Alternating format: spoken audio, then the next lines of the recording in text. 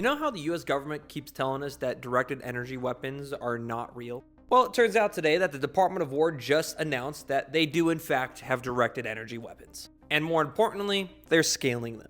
Now, this comes right after the United States went in and took out Maduro. If you didn't know, according to some Venezuelans, specifically Maduro's security guards, said that they suddenly felt their heads were like exploding from the inside, that they all started bleeding from the nose, and some were even vomiting blood, completely paralyzing them. Now, up until this point, the National Defense Strategy said that they had been working on developments of directed energy. And the idea here is you have a high-powered energy weapon that you can just position directly towards a target, taking out drones, taking out planes, or potentially paralyzing human beings. You may have seen weapons like this in Call of Duty, like the Wunderwaffe.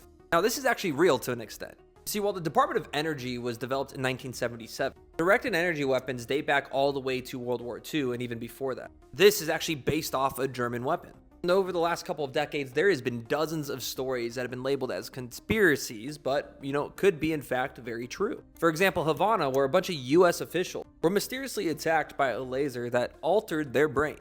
There's even connections to active denial systems, what the US has openly already publicly announced that they have developed, that supposedly can manipulate and crowd control large populations. Of course, more recently in California and Hawaii, there has been multiple wildfires that people may have claimed were done from space laser beams, used for elitist land grabs. And whether or not any of that is true, or just being used to push propaganda, we now know for a fact that these weapons are real. So the next time somebody tells you that's just a conspiracy, just ask them if it's impossible or just not declassified yet.